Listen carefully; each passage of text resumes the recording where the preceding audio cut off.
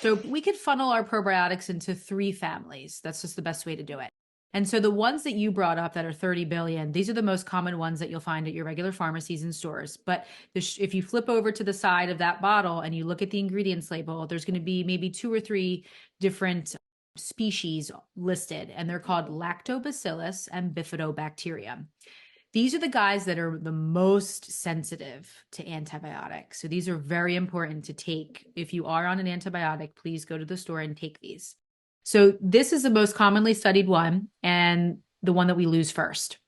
And so when you're picking a product in the store shelves, you want to pick one that has a lot of variety. The more, the better. So the more strains that are listed. So on average, you'll find anywhere from 8 to 14 maybe in the product. And those would be the ones that I would go for. If you're picking up a product and there's only 1 or 2, I would get more bang for your buck and put it back and go for the ones that have more.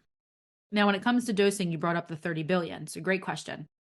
There are a wide range of doses that are available on your store shelves, ranging from 10 billion all the way up to 100 billion.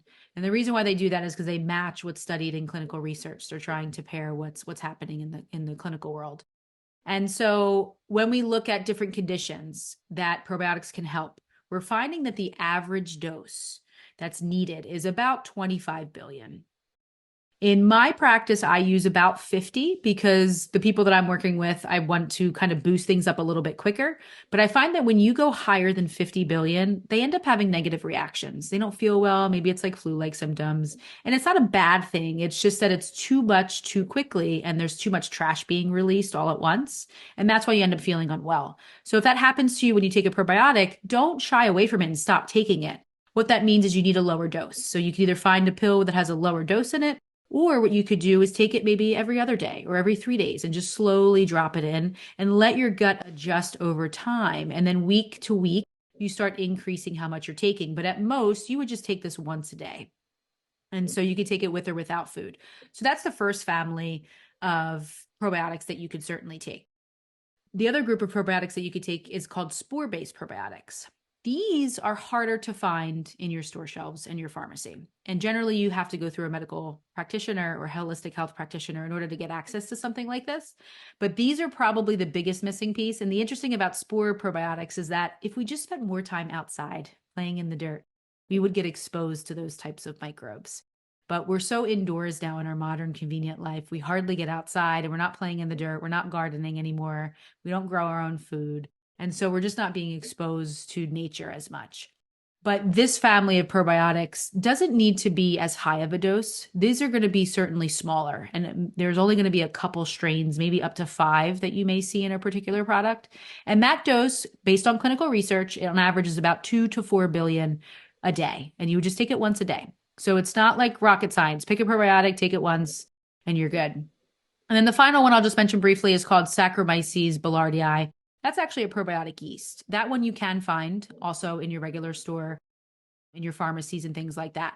It's not my first go-to, but this one's great and has a lot of data in patients who have SIBO and have a lot of diarrhea and a lot of abdominal cramping. And especially after antibiotic use, that's a really great one to add in to prevent issues that way.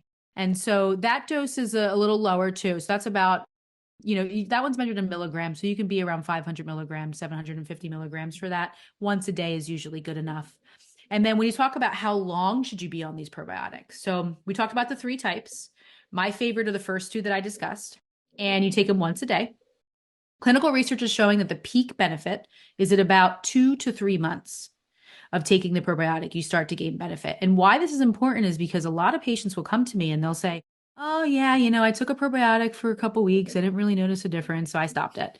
And it's like, well, you prematurely stopped it. You didn't even give it enough time to work. So my rule of thumb with my patients is 3 months minimum. They're on it every single day. And we even have some clinical data, especially even in like skin conditions in children and different immune infections for vaginal infections in women. We see that the longer you're on a probiotic, like 6 months or up to a year, the more benefit that you can see. So right now I'll start my patients on every day for 3 months, and then we'll go to every other day thereafter just to kind of maintain the supply.